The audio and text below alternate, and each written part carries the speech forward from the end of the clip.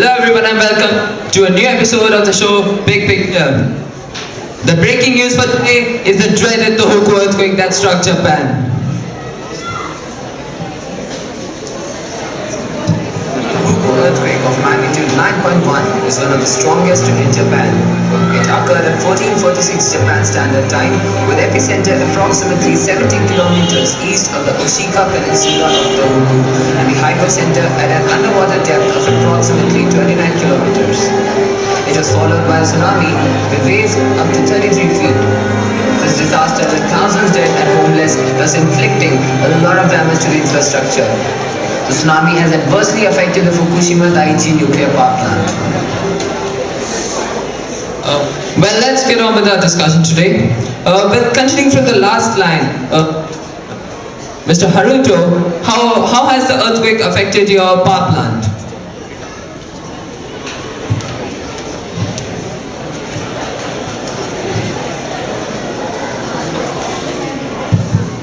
See, the earthquake had some dangerous side effect on our nuclear power plant.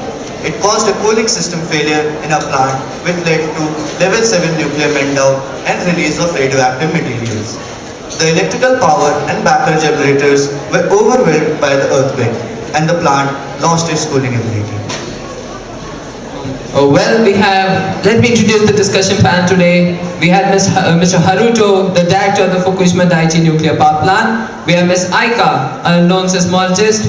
Ms. Lee, Minister of State for Disaster and Management. And finally Ms. Miko, a prominent geologist. We'll start with you, Ms. Aika. What do you think that makes Japan makes Japan victim prone to such disastrous quakes? See, the reason of Japan being victim to such quakes is because where it is situated.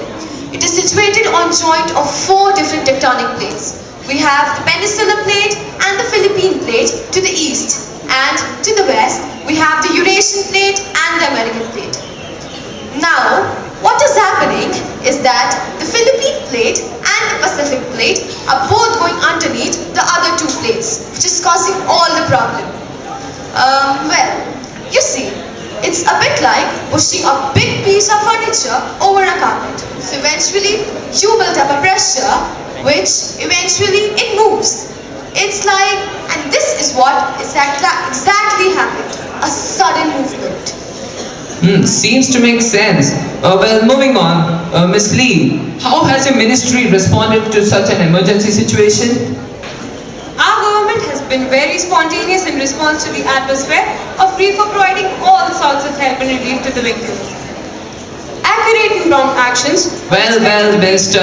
Japan wants to know that what actions have you taken and not beating around the bush. Sir, if you would like me to speak, I would come to that point too. Accurate and prompt actions are expected to be taken in response to the instructions from the chief. Prefectural Disaster Management Headquarters and Municipal Disaster Management Headquarters are set up in various affected areas, and these administrative units coordinate operations. Regarding medical care, Japan Medical Association teams and Disaster Management Assistance teams are dispatched over a broad area during initial 72 hours, and they are requested to provide assistance to the disaster-based hospitals. In addition, the plan is to quickly build a backup system for the treatment by transporting critical patients out of the disaster areas from air transport centers. Thank you. Well, government seems to be ready with all the measures to tackle any emergency situation. Moving on, Ms. Miko, what do you think should be done for rehabilitation of the people, or rather the victims who have been displaced by this earthquake?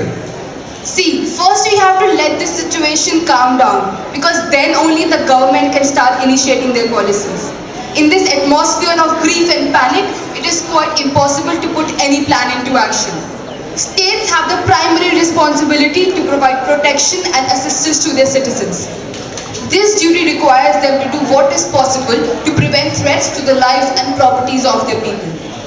In order to holistically manage disaster risk, it is important that prevention, preparedness, and finding durable solutions to displacement, both internally and across international borders, be recognized within the new framework on disaster risk reduction organizations, mechanisms, and resources. Thank you.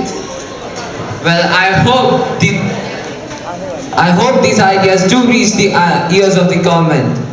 Well, let me remind the viewers that our channel is one of the first to report from the site, and we have our reporter Akane reporting to us from one other side.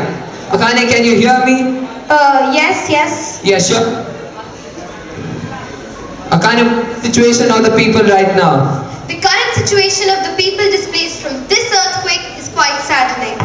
We are now here at one of the relief camps to know more about the plight to victims.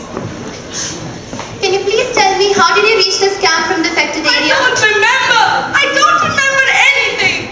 Our house got destroyed by the earthquake. My family, everything seemed to happen in a haste. I don't. Well, now let's talk to one more victim. Ma'am, would you please tell us how did you reach this camp from the affected area? What do you want me to say? I have lost everything. Everything. I have to start my life from scratch. And the government is doing nothing. I hope the government is listening to us. Well, that's all from this side. Akane signing off with cameraman Aruka.